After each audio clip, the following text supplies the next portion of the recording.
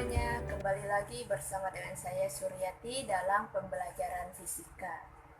Pada kesempatan ini saya akan membahas materi fisika kelas 10, yaitu tentang gerak melingkar beraturan. Adapun pembahasan dalam video ini yang pertama adalah pengertian dari gerak melingkar beraturan atau yang biasa disingkat dengan GMB. Kemudian yang kedua adalah ciri-ciri dari GMB. Dan yang ketiga adalah besaran-besaran fisika yang terdapat dalam gerak melingkar beraturan. Baik, langsung saja kita masuk ke pembahasan ya. Pada saat teman-teman mungkin pergi ke wahana permainan, pernahkah teman-teman memperhatikan adanya suatu permainan yang gerakannya melingkar? Iya, permainan itu adalah komedi putar. Nah, salah satu contoh penerapan dari gerak melingkar beraturan ini adalah permainan komedi putar.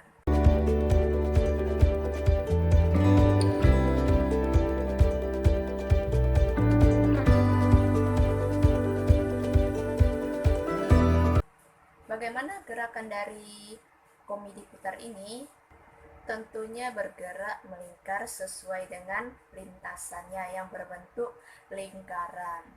Nah, apa sih gerak melingkar beraturan ini? Gerak melingkar beraturan adalah gerak suatu benda dengan lintasan yang membentuk lingkaran dengan besar kecepatan linearnya tetap. Nah, GMB ini memiliki beberapa ciri-ciri tertentu, yaitu yang pertama, lintasannya berbentuk lingkaran. Kemudian yang kedua adalah besar kecepatan linearnya tetap, tetapi arah kecepatan linearnya berubah. Artinya tidak tetap.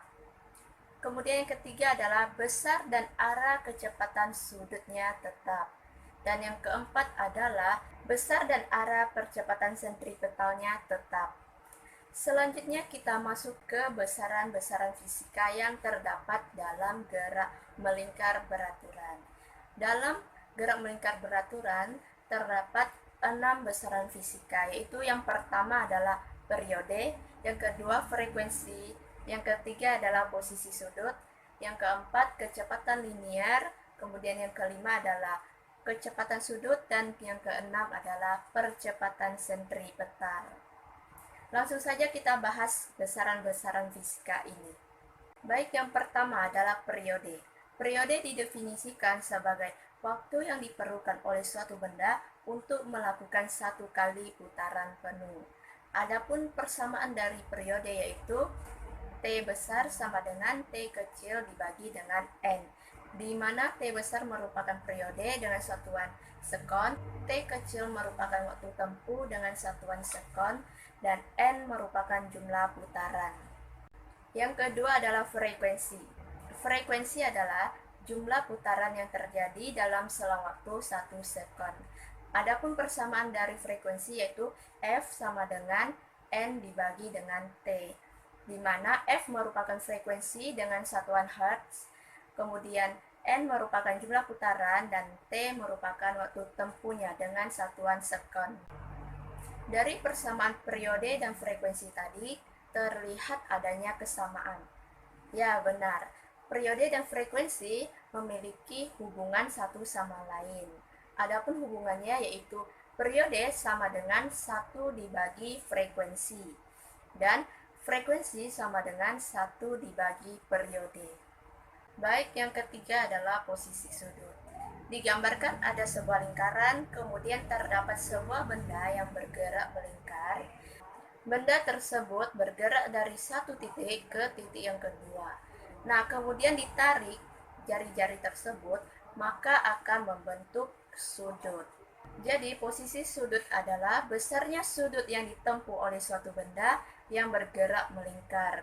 Adapun persamaan dari posisi sudut yaitu theta sama dengan S dibagi dengan R, di mana theta merupakan posisi sudut dengan satuan radian, kemudian S adalah busur lintasan dengan satuan meter, dan R adalah jari-jari lingkaran dengan satuan meter. Yang keempat adalah kecepatan sudut, atau yang biasa disebut dengan kecepatan angular, merupakan perubahan posisi sudut tiap satu satuan waktu. Nah, kecepatan sudut ini dapat dirumuskan menjadi omega sama dengan delta theta dibagi dengan delta t. Karena bentuknya lingkaran, artinya dalam satu kali putaran penuh memiliki sudut sebesar 360 derajat. Nah, akan ditulis dalam bentuk pi, di mana seperti yang telah diketahui bahwa 1 pi nilainya sebesar 180 derajat. Artinya 360 derajat menjadi 2 pi. Oleh karena itu, kecepatan sudut dapat dirumuskan juga dengan kecepatan sudut sama dengan 2pi dibagi periode, atau juga dapat ditulis kecepatan sudut sama dengan 2pi dikali frekuensi, di mana omega merupakan kecepatan sudut dengan satuan radian per sekon, kemudian delta theta merupakan perubahan posisi sudut dengan satuan radian, kemudian delta t merupakan selang waktu dengan satuan s, kemudian T besar merupakan periode dengan satuan S, dan F merupakan frekuensi dengan satuan Hertz. Baik, yang kelima adalah kecepatan linier, atau yang biasa disebut juga dengan kecepatan tangensial. Adalah kecepatan sebuah benda yang bergerak melingkar dengan arah menyinggung lintasan putarnya. Jadi pada lintasan lingkaran ini, baik benda itu berada di atas lingkaran, maupun di bawah ataupun di kiri atau kanan, maka arah dari kecepatan linier ini selalu menyinggung lintasan putarnya. Kecepatan linier ini juga didefinisikan sebagai kecepatan yang arahnya tegak lurus dengan jari-jari lintasan. Besar dari kecepatan linier adalah tetap. Nah, bagaimana dengan arahnya?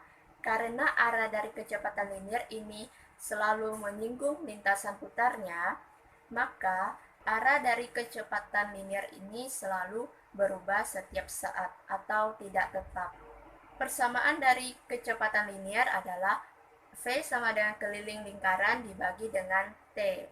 Adapun rumus dari keliling lingkaran adalah 2pi dikali R, maka rumusnya menjadi V sama dengan 2pi kali R dibagi dengan periode. Nah, jika dirumuskan dalam frekuensi menjadi V sama dengan 2pi dikali R dikali frekuensi. Kecepatan linier juga dapat dirumuskan menjadi V sama dengan omega dikali dengan R. Adapun V itu merupakan kecepatan linier dengan satuan meter per sekon. R merupakan jari-jari lingkaran dengan satuan meter, dan T merupakan periode dengan satuan sekon, F merupakan frekuensi dengan satuan Hertz, dan omega merupakan kecepatan sudut dengan satuan radian per sekon. Yang keenam adalah percepatan sentripetal. Percepatan sentripetal merupakan percepatan pada gerak melingkar yang arahnya menuju pusat lingkaran. Percepatan sentripetal ini tegak lurus dengan kecepatan linier. Nah, percepatan sentripetal inilah yang menyebabkan arah dari kecepatan linier berubah. Adapun persamaan dari percepatan sentripetal yaitu AS sama dengan V kuadrat dibagi dengan R, atau AS sama dengan omega kuadrat dikali R. Bisa juga ditulis dengan AS sama dengan 4pi kuadrat dikali R dibagi T kuadrat, atau AS sama dengan 4pi kuadrat dikali F kuadrat dikali R, di mana AS merupakan percepatan sentripetal dengan satuan meter per sekon kuadrat. Kemudian yang lainnya itu sama dengan yang tadi. Percepatan sentripetal menyebabkan timbulnya gaya sentripetal atau Fs. Gaya sentripetal juga mengarah ke pusat lingkaran. Gaya sentripetal harus ada agar benda bergerak melingkar. Jika tidak ada gaya sentripetal, maka benda akan tetap bergerak lurus.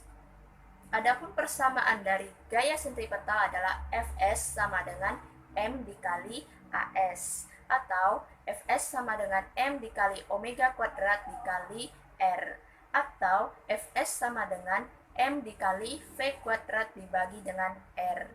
Adapun Fs merupakan gaya sentripetal dengan satuan Newton, sedangkan M merupakan massa benda dengan satuan kilogram, dan AS merupakan percepatan sentripetal dengan satuan meter per sekon kuadrat.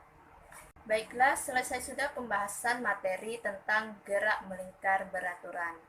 Semoga apa yang telah saya sampaikan bermanfaat dan dapat menambah pengetahuan teman-teman.